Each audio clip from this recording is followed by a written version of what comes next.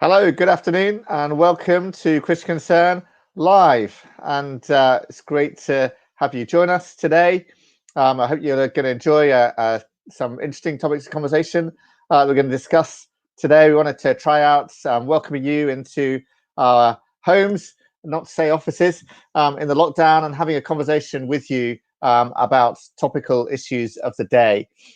So I hope you're watching on YouTube or on Facebook. Give us a like if you are. And follow us, and it'd be great to see you at our other events as well that we've got coming up. So I've got Andrea Williams in the room, so to speak, with us, who is our Chief Executive and Founder. Welcome, Andrea. Great to see you. Good to be here. I'm trying to adjust my camera to get the best angle possible. I'm trying to learn in this lockdown period how to do all these things. I'm getting better. We're all becoming experts at cameras now, aren't we? We are. Yeah. And Ben John is here as well, who is our Wilberforce person. Great to have you, Ben, as well. You're looking good. Yeah, it's good. Yeah, it's good to see you. Yeah, thank you. Very good. So we've got three topics to try and cover in the next 40-50 minutes or so. First of all is abortion. We've just had the 52nd anniversary of the legalization of abortion. And as you may know, we've launched a judicial review of government policy on that. Andrea, do you want to kick off and talk about what's going on there? Yes, I think that the reality is that in this lockdown period, something that we weren't necessarily expecting with regard to the coronavirus emergency measures that were being put through Parliament was a move to liberalise access to abortion. That is something that we have seen. We saw it in the first week of the legislation coming through, and quite devastatingly, the government, having promised that it would not extend or liberalise access to abortion, then went ahead, and they promised that on the floor of the House of Commons and on the floor of the House of Lords. They went less than a week later on to extend, change the regulations so that women could access abortion via telemedicine. What is telemedicine? Well, it's exactly what I'm doing here, in a sense that I'm speaking to you through a camera screen. I would be speaking to a doctor. I would say to the doctor, I'm in an unplanned pregnancy and I really need to abort this pregnancy, to end this pregnancy. And then a doctor or a medical professional at the other end of the screen would then send me 2 abortion pills. The first pill kills the fetus and the second pill expels the fetus. And I think that when we really think about that, when we think about the fact that we have women alone in their homes and we don't know the circumstances in which they would be reaching out for that pill, we don't know whether they'd be being coerced by perhaps an abusive partner or absolutely scared because they're young so Andrea, can you explain what's new about this? Because you've been able to take tablets at home, haven't you, already? So what's new in what the government have done here? Well, let me say that it is, what is new is that you're able to take this particular pill is something that you can take up until 9 weeks and 6 days into the pregnancy. It's true that women have been able to access a morning after pill, but this is something that until now women have been unable to access without meeting with a medical professional. And then having the first pill was something that had to be taken in a medical facility. The second pill, this was changed relatively recently, could be taken at home. And I think we have to think about the women that are at home, that are self-aborting, perhaps in their bathrooms. What they will be seeing is something that looks human. And I think we've got to consider the devastating impact that might have on them, the people that are around them. And again, just what are we doing to help them in that situation? What are we doing to protect their mental health? So, and the point is that they come and they don't actually go and see a doctor face to face, which introduces the further risk of coercion. Isn't that the point, Andrea? Yes, absolutely. Yes. Yeah.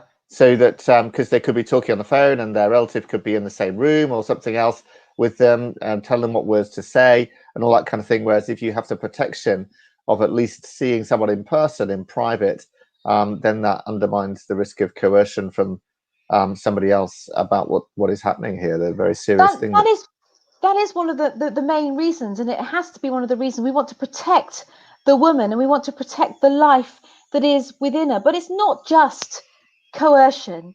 We have to protect women from panic. I mean, very often, simply speaking with someone, taking a moment, coming out of a situation of thinking, this is a crisis, I have to get rid of it, I have to get rid of it, I have to stop this somehow. Taking a moment to speak with someone, to reflect upon it, and to say, well, there are other ways through this. Could be a way to save not just the woman's life and her mental health, but also the unborn child's. So tell us about the judicial review. What exactly are you trying to achieve with that? What do you think can happen with it?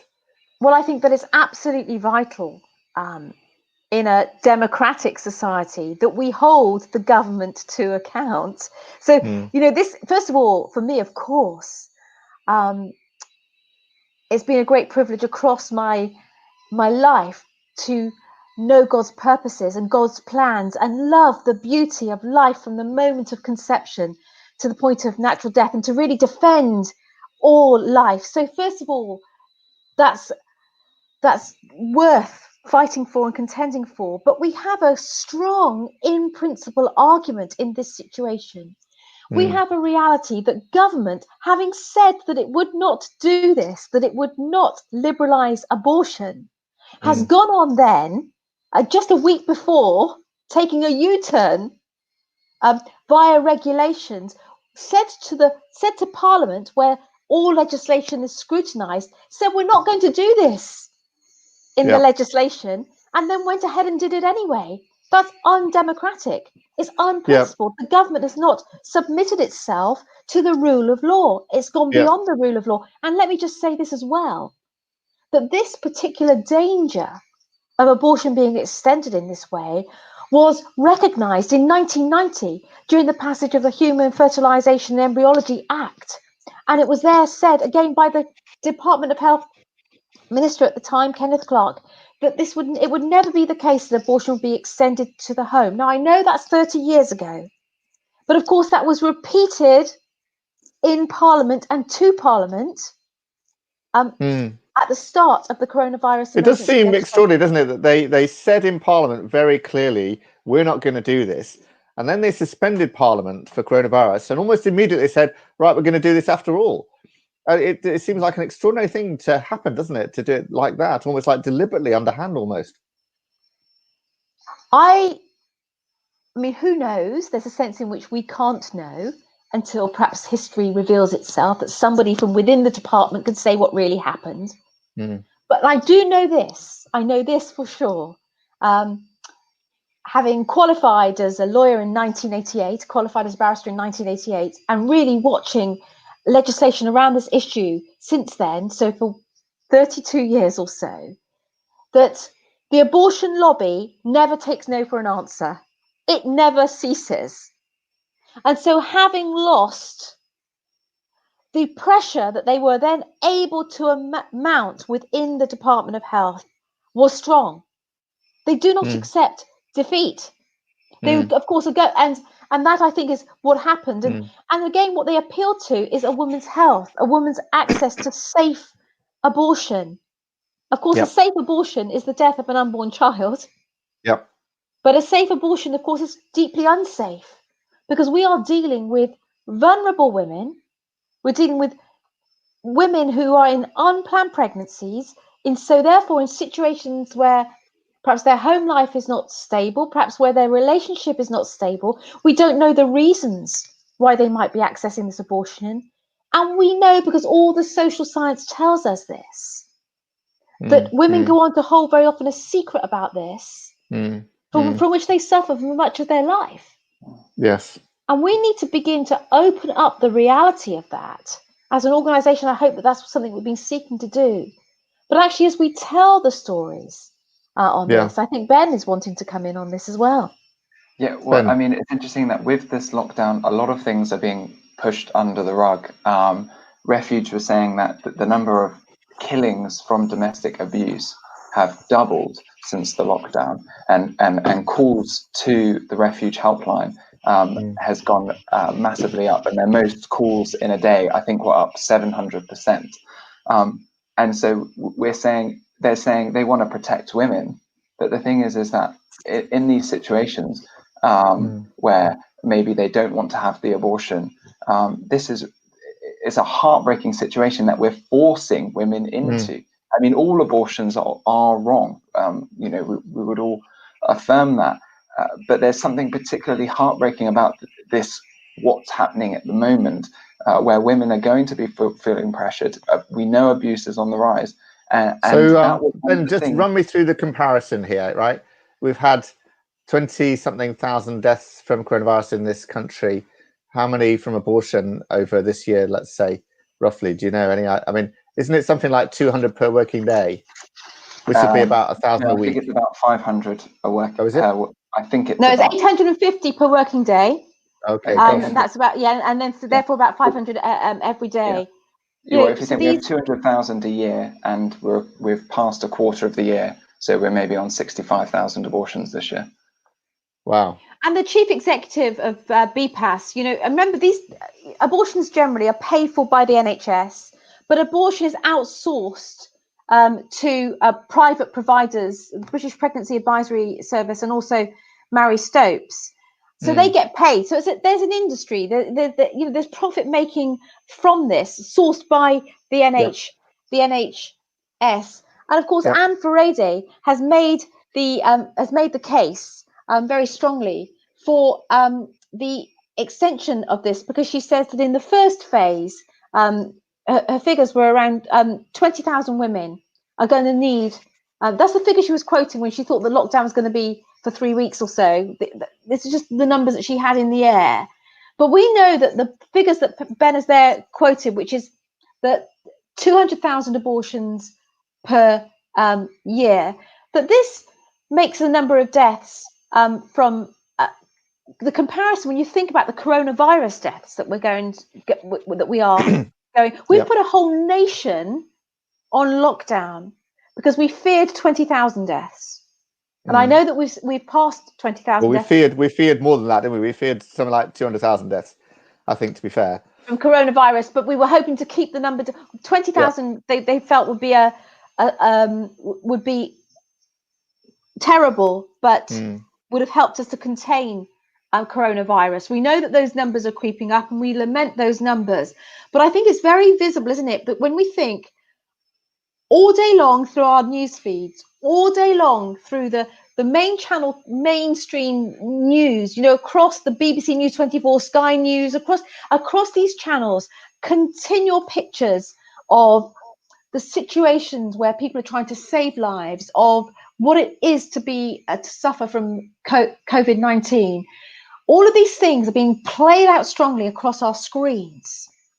Well, let's just imagine, instead of the ICU full of people on ventilators, that we are seeing babies in the womb saying, I want to live. I want my first. Can I breathe, please? Can I have my first breath?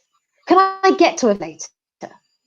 Because the numbers are vivid reminders. It's a vivid imagery of what it is that we are doing and what the COVID-19 emergency legislation has permitted. And we know that once this permits something, it's very hard to go back. When something becomes a practice, when it's possible to get a pill across the screen, then it's very hard to go back from that. A little bit like, once you get used to having your shopping delivered to the front door, you may well not want to go back into the supermarket again. These are realities. I have to say. Did you want to talk about the 52nd anniversary as well, Andrea? And is it over 9 million over that period, 52 years now, of deaths in the UK only, isn't it? Since that period, did you want to just talk about that as well? Yes, I would, and I think perhaps while I'm doing that, perhaps if Ben or one of the team who are behind the scenes on this could just pull up the worldometer figures for the number of abortions in the world so far this year, and compare it with the number of deaths from coronavirus this year. Perhaps someone can do that for me. That's helping us behind the scenes on this, because I think those numbers are also very vivid. But let's think. I think very often we say 9 million abortions, and we just have got no concept of it. What does 9 million people really look like? Well, it's it's more than the casualties of the two world wars put together. It's the centre of the city of London taken out completely. It's many of our major cities swept away.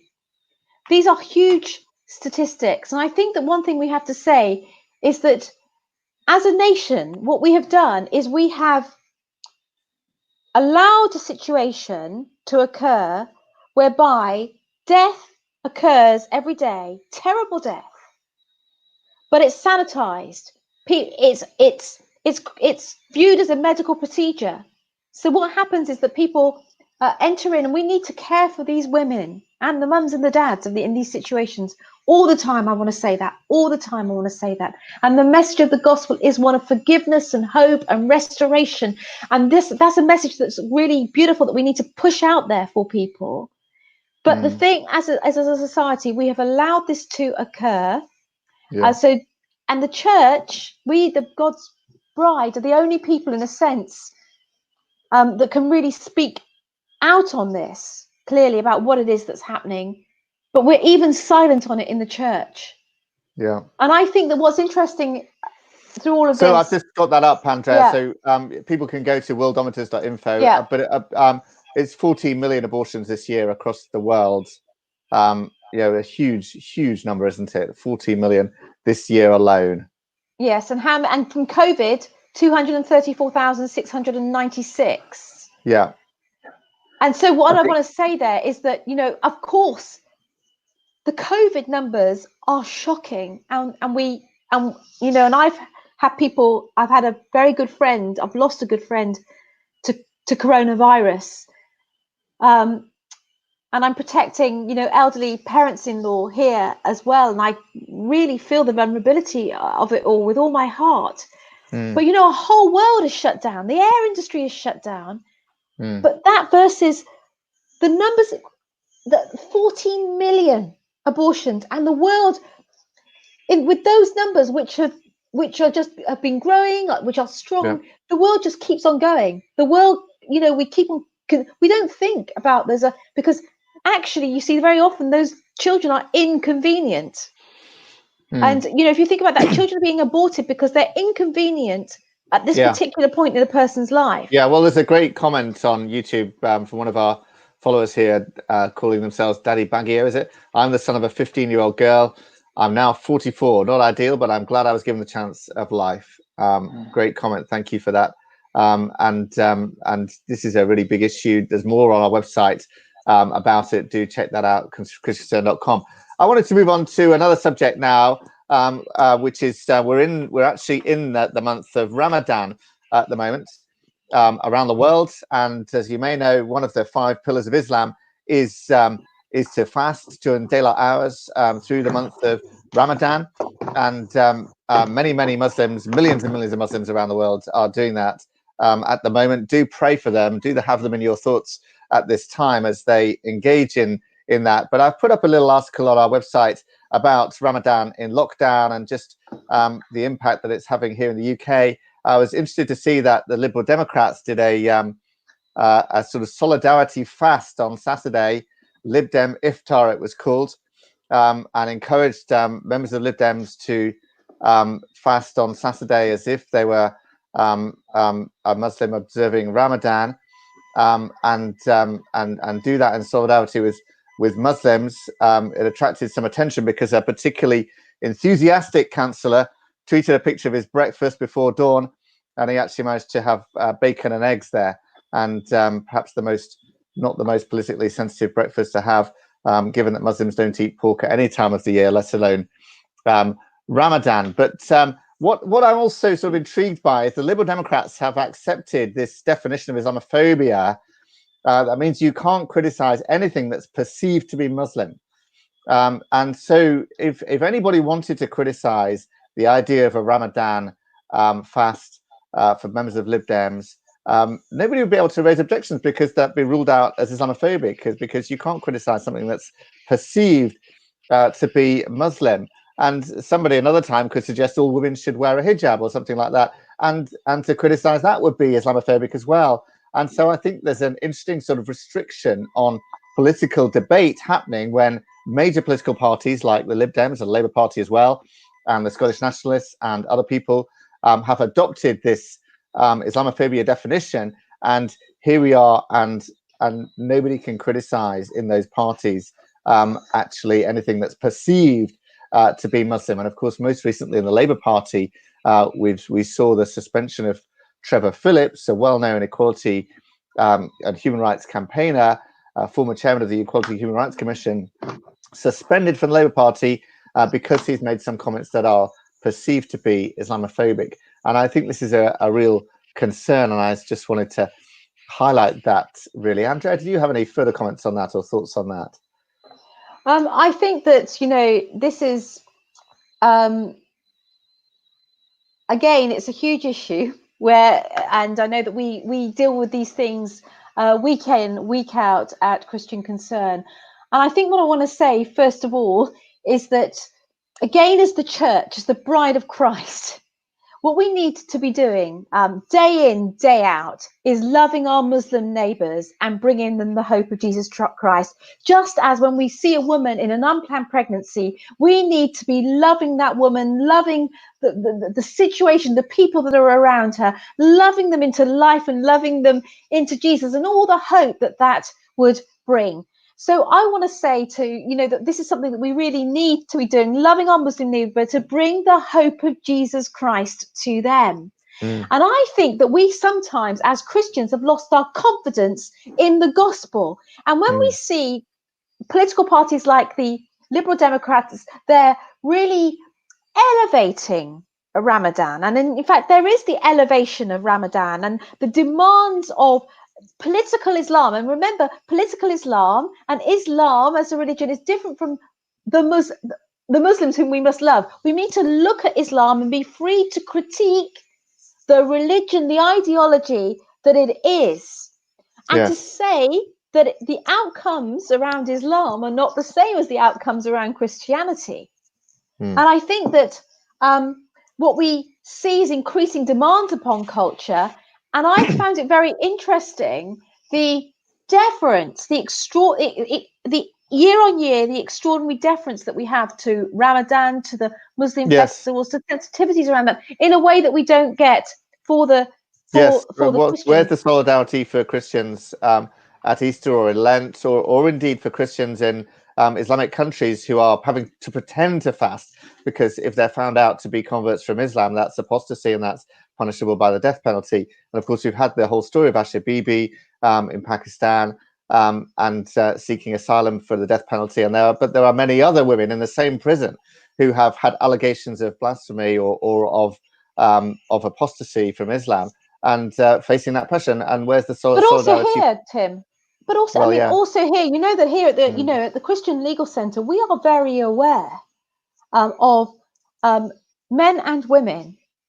And indeed, we've had to safe house men and women who, as a result of converting from Islam in this country, face total separation from their families, face the fear of death.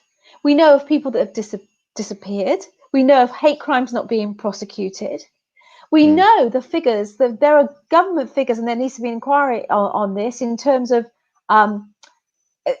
grooming gangs. And again, something that we're not allowed to say, but again, we know from the stories of the survivors of the grooming gangs that very often it's shrouded in an Islamic sort of setting, in a Sharia setting.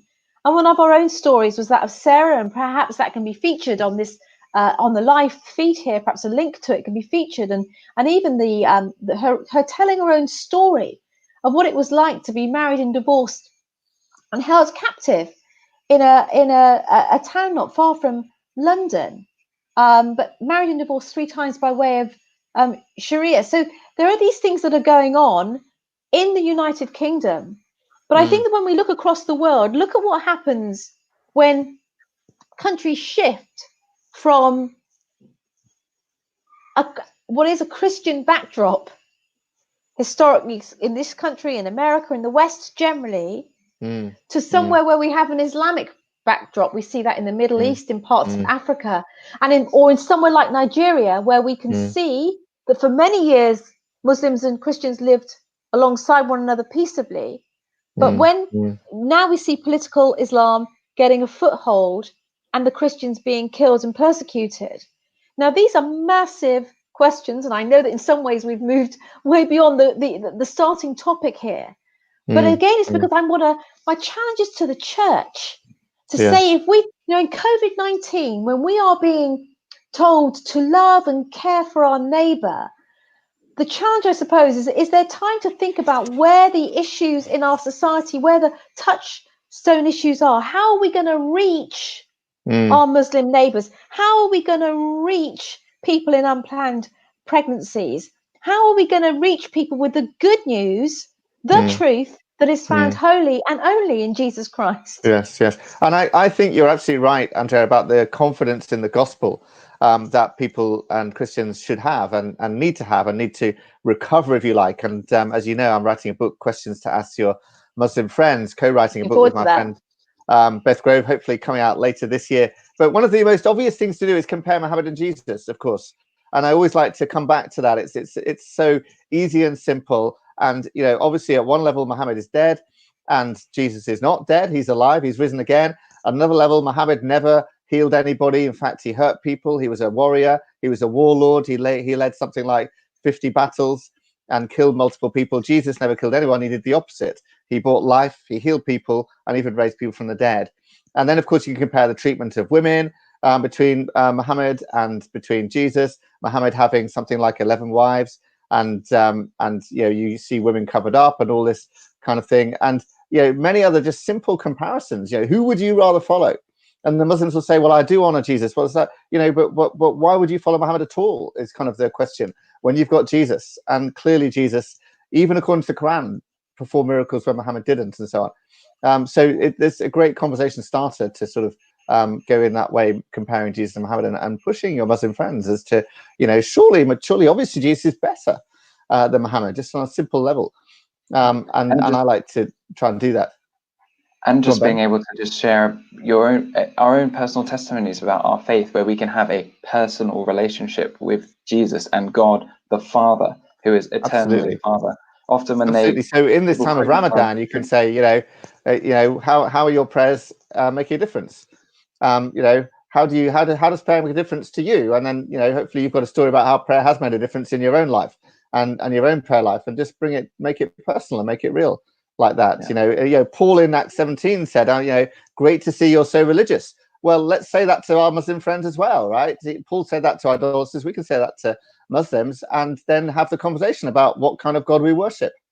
And there's a question that's come through on Facebook that says this from has religion adopted the modus operandi of politics? It's from Azad Khalil. I don't know, Ben, if you wanted to respond to that one. Has religion not adopted the modus operandi of politics? Well, I think the thing is that we as Christians know that when we go into we want Christians in politics who are serving there. I think often political parties are playing this kind of virtue signaling game by adopting these definitions of Islamophobia and things like that. So I think the Lib Dems and the Labour Party and the Green, when they adopted the Islamic this definition of Islamophobia, they did it out of naivety, and it was really just a case of wanting to signal to society that, oh yes, they're on board with Muslims and they support Muslims who are a minority in the group. And I think there's a general reaction against Christianity, which has been the dominant religion.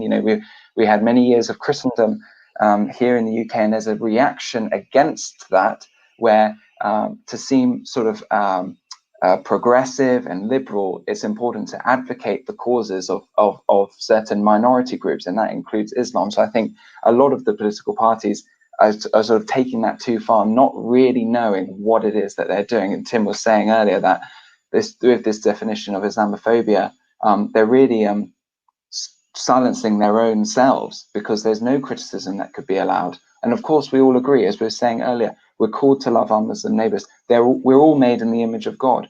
We want to love them and serve them, but that doesn't mean we shouldn't be allowed to critique teachings within Islam. Yeah, great. And there's a question about Sharia courts as well that somebody's put up on YouTube here. Why are Sharia courts allowed? They have no legal rights. Do you want to talk about the legality of Sharia courts, Andrea, at all? Yes, well, I think that what's extraordinary with regards to the Sharia courts generally is that they will be operating from many of them will be operating from the mosques, and many Muslims will defer to the imam, to the Sharia judge, whether in family matters, in matters of property, in disputes. So we know that they are operating. And Tim, you might be able to correct me in terms of the numbers of courts that we say that there. Well, we don't know. We don't know how many there are. You know, estimates have gone to something like 85 or more. And part of the reason is there's no register, there's no log, there's no regulator, there's no way of seeing how many there are and what's all happening around them. And they are operating, as you say, they're operating sort of beneath the law, actually. You know, because they don't have a legal right to do things, but you know, people go to them primarily for divorce rulings, and they rule according to Sharia law, sometimes family disputes, sometimes other disputes as well. And it's creating effectively a parallel legal system in this country, when whole communities would rather go to the Sharia court than go to the police or the UK courts, and sometimes aren't even aware of their rights in English law, and just look entirely to Sharia law. So we're creating a sort of community within a community, and a parallel community with a parallel legal system in this way. And I think that has massive impact. And I think that when we've been dealing with some of our convert cases, our apostasy cases, and you know, women caught up in this, women's access to justice is denied, and particularly if they're in marital dispute sort of situations, access to their children, and because the Muslims will view Sharia law as above domestic law, as above UK law, and indeed some within the community won't know that won't know how to access law elsewhere. I mean, there is a real issue around this. I think that the number of mosques in the United Kingdom, Tim, is something like 1,700, isn't it? Yeah, around the 2,000 number, I think so. Yeah, around the 2,000 number. And we've also got and I remember a few weeks back looking at the numbers at Church of England churches, I think it was, and that was it 16,000? I think we would need to check those numbers, and perhaps they can be checked from somebody again behind the scenes here. But yeah, I think that's a real challenge to us, because in terms of what that represents, a kind of a vision of what that represents. Yeah. And we know that, you know, again, this coming back a little bit to the question from Azad Khalil, when he talks about there's a sense in which all things are political. There is a sense in which Jesus was the most political figure in history, and yet he wasn't, because actually the true religion, Jesus said, "I'm the way, the truth, and the life, and no man comes to the Father but by me." The truth of the gospel is that Jesus died for our sins on the cross to reconcile all the mess. There's power in that message that is simply beyond politics. Yeah. And there's also power in the truth that and again, just historically, and we can see this in the pages of the Bible, but we can also see it in the pages of history, where nations, let's just examine this, and I challenge anyone watching, anyone thinking about this, you can look in the pages of the Bible, but look in the pages of history, and actually look at the societies that have honestly followed the biblical imperative, honestly follow God's ways, honestly recognize Jesus Christ as King within their institutions, within their schools, within their judiciary, we see societies flourishing. Because where a society follows after God's laws and principles and righteousness, rooted in the one true God, there we see society flourish. So, and I want to move on from that, but I know somebody's asked if we could explain more about Islamophobia, and I just say if you check out, there's an article I wrote called "What is Islamophobia?" I think if you just Google "What is Islamophobia," you can find that, and there's a lot more about the definition there, and a lot more on other articles as well on our website under the Islam section of our website as well. And Tim, it might be good to mention here just quickly Wilberforce Publications, where we have a number of books written by Sam Solomon, who himself was a Sharia judge, converted from Islam from reading when he read the pages of scripture. He knows the Quran off by heart, he knows the scripture off by heart, he knows the Bible off by heart, and so he knows what he's talking about. So these are weighty books. They are you have to sit down and read them quite with purpose, but they are worth reading. Yeah, but you see, Andrea, you were coming on to then sort of the vision of a Christian culture, and that moves on to our last topic today, which is Wilberforce Academy, which is about Ben. Am I right? Sort of envisioning people about a Christian culture. Can you talk about that? Yeah. So Wilberforce Academy is really a kind of training and planning for the future. Really trying to raise up the next generation of Christian leaders in public life. One of the key aims really there is to break down this false dualism we have of this sacred secular divide, where things that are spiritual, i.e. our faith, should just be reserved to the church and doesn't really shape any other aspect of our lives, when in fact our faith affects all of us. We read in Colossians 1 that Christ holds all things together and all things are made by him and for him. And so we're really trying to raise up a generation of Christians, students, young professionals who are going into the different institutions of culture and doing them all to the glory of God. So practically our Wilberforce Academy is a 1-week intensive residential with a few more training days during the year, where we look at issues of Christian worldview, cultural apologetics, the how and why of Christian cultural engagement, about how we can have a complete witness to the society, speaking to the culture prophetically. And Ben, what sort of people go on Wilberforce Academy, and how do you apply, and what's the application deadline? So the kind of people we get a diverse people from arts, healthcare, business, law, all these different kinds of areas, who are normally student age or young professionals, so 18 to 20s. And to apply, you go to www.wilberforceacademy.org.uk, and there's information there. But applications are currently open, but they're due to close on Tuesday, the 19th of May. So right. You can go through there. There's an application process because we're looking to identify the people who are ready to be equipped to stand boldly in these different spheres where to stand boldly increasingly is costly, but we need more Christians in these areas who can have a faithful witness, speaking truth into the system, speaking truth to the institutions. What kind of testimonies or stories do people come away with from attending the Wilberforce Academy?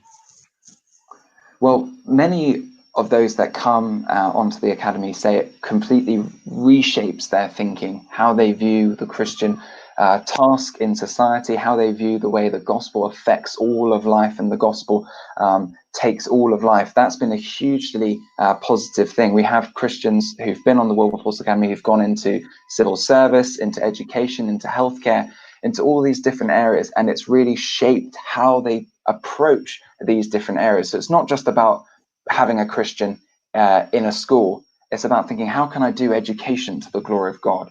It's not about a Christian going into politics. It's about what is politics to the glory of God. All these different areas. So we have a huge number of testimonies of people coming into these areas, doctors who radically shaped their thinking on issues like abortion or euthanasia, teachers who are ready to respond to questions from students about various issues. It's a really amazing training program. I mean, I'm myself a alumni of the program.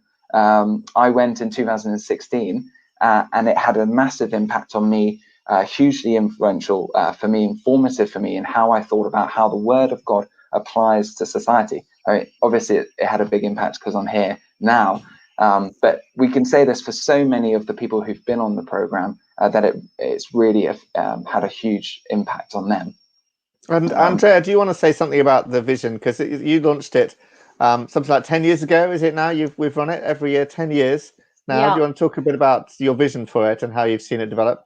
Yes, I think it was that really we're in a society that was increasingly moving away from God's laws, and finding that it felt like a lonely place, sometimes even within the church, to be contending for his truth, and that the gospel affects not just me personally, but my family and every sphere of influence. So we want to see Jesus Christ raised high in the media, Jesus Christ raised high in the law, in education, in politics, everywhere. That there was nothing out with his truth. And to raise up a generation of men and women who would be fearless in their proclamation of the gospel day in, day out, in whatever sphere that they were embarking upon, but also to be able to critique the kind of thinking that we are being continually fed in our universities, which moves us away from that, as if Christianity is one truth among many, aside from the fact that it is the truth which can inform life into every single institution. And what I really wanted as well was to raise up men and women that would be, as I said, to be fearless, but would know and love with one another and stand with one another. So that, you know, I've always prayed to have a prime minister that's gone through the Wilberforce Academy, but so that prime minister, when he sees a young activist who's rolling out social programs on the ground, understands that they come through in the same thinking, that these are the outworkings of Christ in every sphere of life, and to really understand how that all holds together. And for a banker or an accountant to really be working through how the administration of these things works, how the funding of these things all works to the glory of God. So it was really to bring up a holistic next generation. So It's so this is targeted.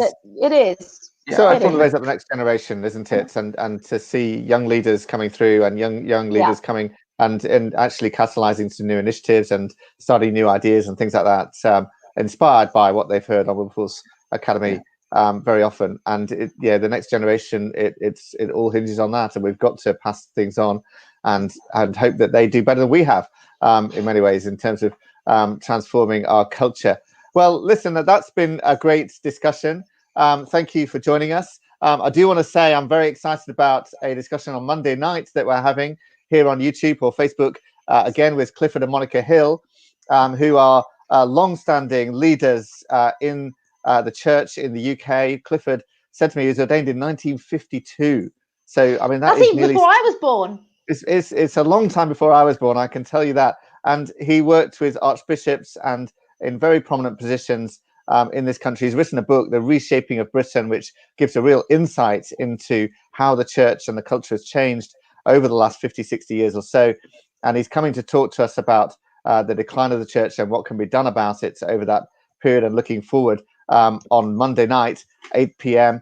Do join us for that. I think it'd be a great time and a very interesting discussion. And I'll see you there. And hopefully we'll do this again and have another discussion. Do let us know if you liked it, and look forward to see you again. Thank you very much.